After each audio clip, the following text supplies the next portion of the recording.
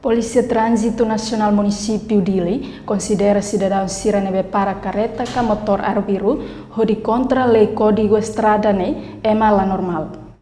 Durante a operação em cidade de Dili, semana hirakne, Polícia Trânsito Dili sempre prende carreta nebe contra fating estacionamento. Realidade durante a operação e direção entre a Embaixada Portugal no Palácio Governo Dili, segunda-feira, Loroncia Fulang Maio tina rihun rua ronulo resin rua, consegue prende carreta walu. Comandante Polícia Trânsito Município Dili, Inspetor Domingos Sarmento Gama, jornalista se informa. Psicologicamente é normal, mas retang carta condução. No neva hira ema nebe halo estacionamento contra a lei Código Estradas significa ema iha deficiência matan. Wahira ema cidadão ainda é tang carta condução yang nessa unia. Ia artigo 120 lei Código Estradas ia requisitos lubu kita. Primeiro requisitos maka ema. Wahira ema cidadão ainda tu tang carta condução.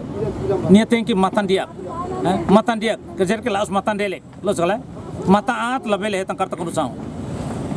E segundo, psicologicamente é normal, é malaus bulak lah é carta condução.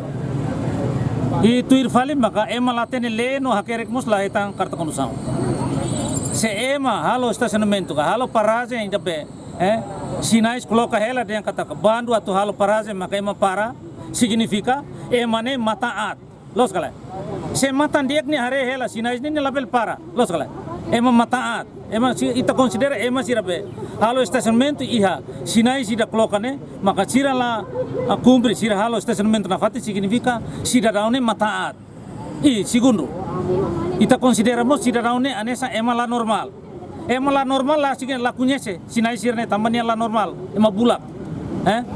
Ema bulak ne la conhece. Saya demak dia, saya demak atri lah tene, saya demak lei bandu, saya demak lei la bandu lah tene. Ne significa ema bulak.